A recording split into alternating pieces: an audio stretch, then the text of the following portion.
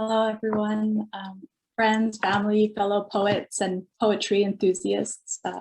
Thanks so much for being here. It's really wonderful to have this opportunity, and I'm quite thankful for the technology that makes a transatlantic poetry reading possible. But of course, with everyone, I'm also very much looking forward to when we can all be together again in person, and hopefully that'll happen in the not too distant future. I'd especially really like to express my gratitude and appreciation to Aaron Kent and everyone at Broken Sleep Books for publishing my poems, but also for generating and supporting a truly amazing and vibrant writing community. So thanks to them, and I'll be reading 4 poems from Dreamlands. Sweet pea, zucchini, lemon balm, and lupine. Asters and thistle, clematis and lily, beets and arugula, lettuce and thyme, oregano, mint, basil, phlox, and carrots, radishes, spinach, raspberry, tomatoes, and cucumber. A garden lined with amoral daffodils, uptight crocuses, and strewn with stinking drunk peonies, too bone-weary to remove the mascara streaming down their cheeks. No shame. In their explosive, tattered bursts of hysterical pink anger and general over-the-top too-muchness, all tangles and untamable, wild and without care, for the mundane burdens of being. Laissez-faire bon vivant couldn't care less that we had just re-emerged from yet another mile-end winter, only just barely scraping by under a muted darkness cast over the hemisphere, in which we hadn't banked on the hollowness of bones becoming another person's structural integrity, transplanted and unearthed amidst a forgiveness radiant and mellow.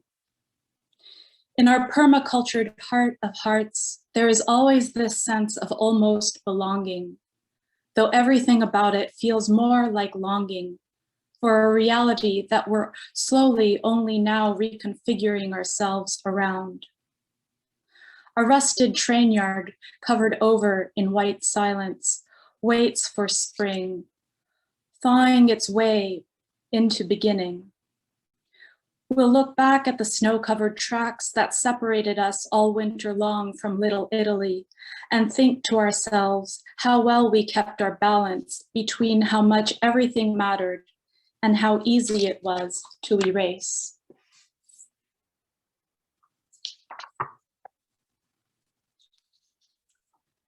Antidiluvian Forest. You can see the old growth forest as a body, the naked November branches, the dendrites of your neurons, the heavy of oak trunks, the coarseness of your enormous thighs. Their roots, your underground rhizomic unconscious tangled in the nodes of a karmic thicket.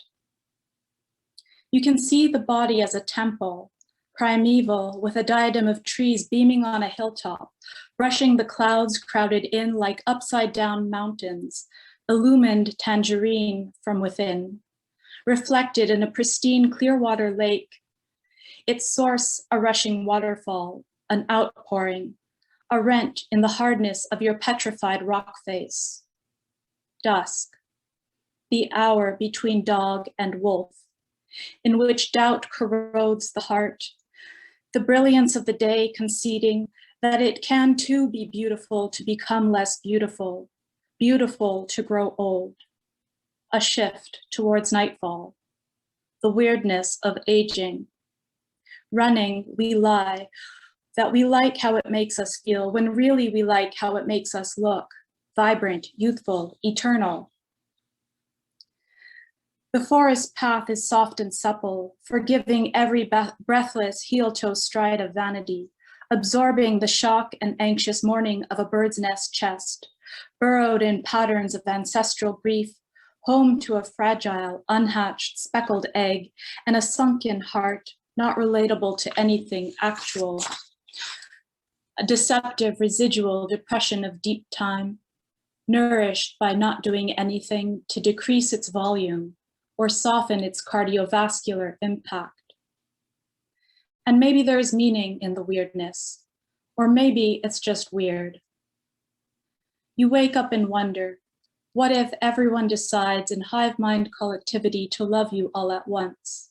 Despite your compulsive running, despite the tropes of your mind transfigured by rock knots of inherited guilt and anger, and your congenital personality defects daisy chained into an aura around you that makes them say, boy, she's moody. On some level, you know being natural is just as much a contrivance. On some level, you know you'll keep running in the forest.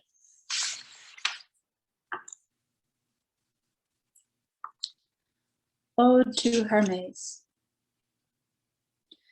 We are thinking to ourselves, just as we arrive in a deluge, well, that's just great. No raincoats, no umbrellas.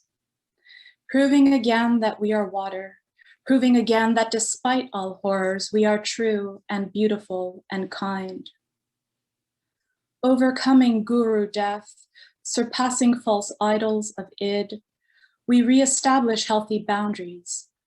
We dance around the kitchen in socks and underwear to a mix of guilt and opportunism of Holocaust tourism. Inadvertently, our travels will have led us here to see for ourselves what traces remain. We place stones on Lithuanian forest tombs and mass graves. We eat French fries doused in paprika and mayonnaise.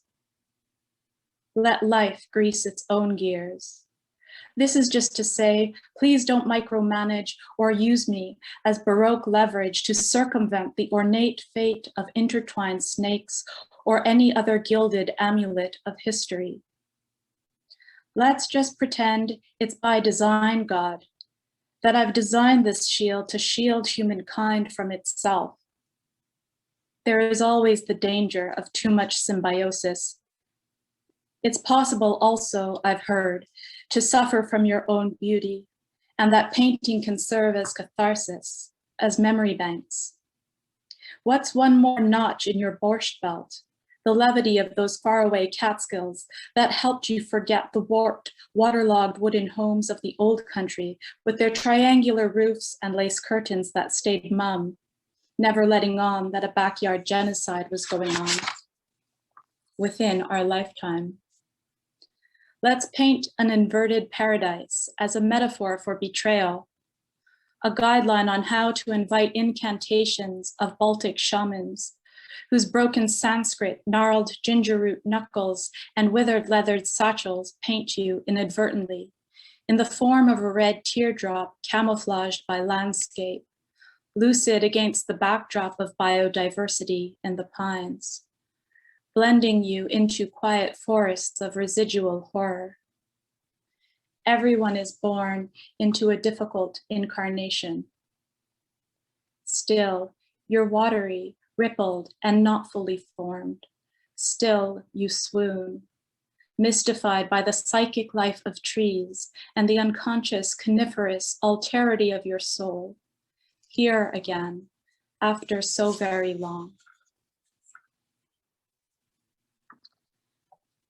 And this last poem I'll read for you was written in the fall of 2019 from the East Fjords of Iceland. Intermingled Sibyls. Sibyl says, I have one foot already in another realm, but that the rest of me is still here inside, in something of a threshold, a productive juxtaposition, the pain of which might be something akin to birthing yourself into existence. She isn't wrong. She asks, and what will you do about your name? When I tell her you want to blend our biologies into a hyphenated togetherness that will outlast being. I say, I really haven't thought of it. I'm still here in the gap time between knowing and seeing. In a wish to live more, in granular hope, Sibyl held a fistful of sand and asked Apollo for eternity. In another instance, she crafted an omen, a book of a future underworld disguised as beauty, and asked for nothing. I'm thinking of the German word for lightly falling snow. Sybil enters the kitchen, hands me an accordion-folded scrap of paper stitched with a thin white thread, then walks away. I stain it beetroot in the unfolding. Sybil's iridescent dulcet violet skirts of raw silk are lovely. They rustle when she walks. In a dream, I think how nice it would be for us to stitch our hands together in a blanket, taking me with her when she goes. I want to ask, will you watch over me while I sleep? A pale yellow-gray sun sets behind the tight-knit opalescence of clouds looming low in the fjords. Snow is whispering from the sky.